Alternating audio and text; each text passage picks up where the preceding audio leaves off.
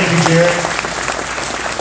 Well, it's great to be in Webster City. Are you ready to elect a new president of the United States?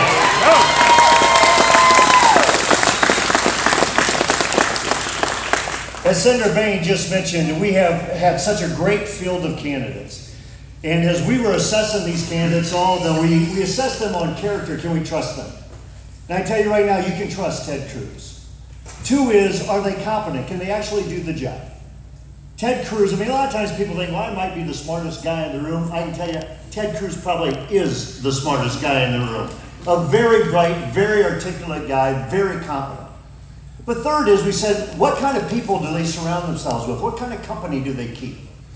This campaign is being run by like-minded individuals who are really in it for the best interests of the country versus a paycheck. And so we took a look at Ted Cruz very clearly. I said to Ted Cruz right before I endorsed him, I said, Ted, if this is all about winning an election, 2016, just win the election, he said, count me out. I said, because we need to think bigger. This is much bigger than one election. The election is exceptionally important, but it's bigger than that. I said, if this is about cultural transformation, where we finally turn our hearts back to God, His principles, His precepts, a nation that honors God and then blesses its people, I said, then I want to be in. Because I believe this country, as Ronald Reagan said in 1979, when Ronald Reagan launched his presidential candidacy, he looked out to the country and he said, I believe this country hungers and thirsts for a spiritual revival. And I believe more than ever today in 2016 that this country hungers and thirsts for a spiritual revival. And it's time we start making that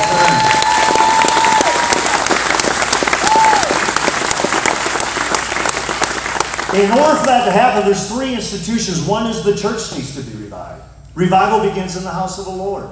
2 is our families need to be revived, but 3 is our government needs to be revived, and it makes a difference on the candidate that we put there. And I'm telling you, when you see this guy, Ted Cruz, this candidate, Ted Cruz, I think you're going to come to the decision we said. It's not an easy choice with all these candidates, but with Ted Cruz, it quickly became an obvious choice, that this is the guy we need to unite around. And I tell you right now in Iowa, all across Iowa, we're seeing something happen like you're seeing right now in Webster City. People are uniting around Ted Cruz. Around the country, we're seeing national leaders unite around Ted Cruz. A guy that you might recognize, Dr. James Dobson, of Focus on the Family. He was with me in Winterset, Iowa. He is all in for Ted Cruz because he believes Ted Cruz is the best candidate for America's families. People are uniting. Something special is going to happen. If conservatives unite, we will win. We defeat Hillary Clinton, and our values get to be embraced in the White House. And that's what we need to have happen.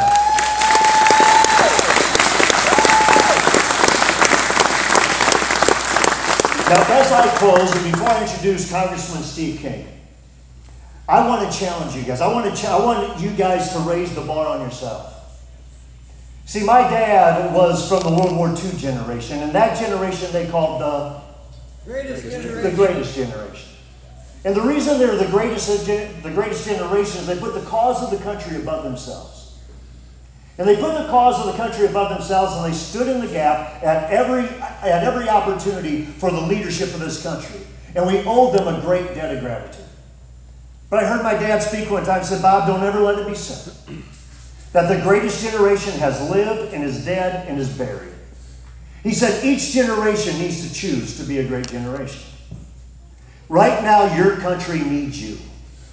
Right now, your country needs you. We're standing on the edge of a cliff on loose gravel. And the next generations and future generations are going to depend on what we do in the state of Iowa. We see Ted Cruz every day standing in the gap, putting the cause of the country above himself. We see conservatives unite, but now we need you to do that. See, because if you stand in the gap, the sanctity of human life from conception to natural death will be honored, and Planned Parenthood will be defunded when you elect the right candidate. When you stand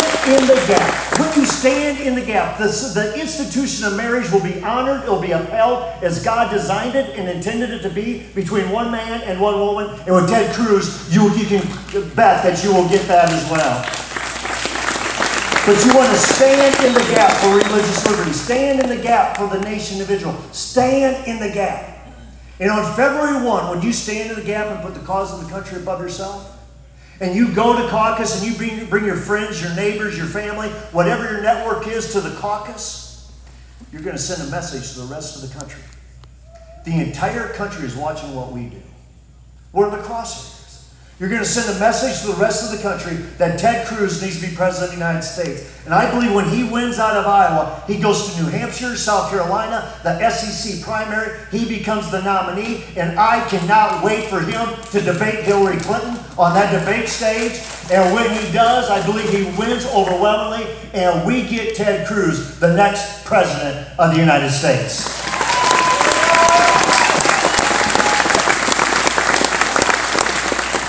As I mentioned, conservatives are uniting everywhere. Now, Steve King and I have been linked for a long time. But sometimes in the presidential election, either Steve hasn't endorsed or we haven't endorsed the same person. But this time, I am so thrilled to be standing on the same stage with your Congressman, Steve King, who is also endorsing Ted Cruz. Please welcome 4th District Congressman Steve King. Thanks a lot, Bob.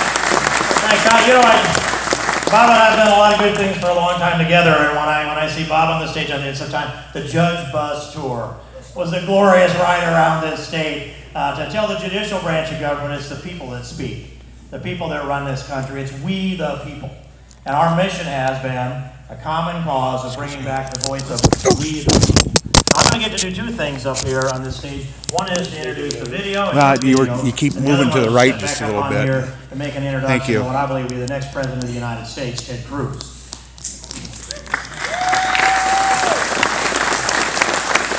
So I wanted to tell you, I don't know what day this is. Could this be Thursday?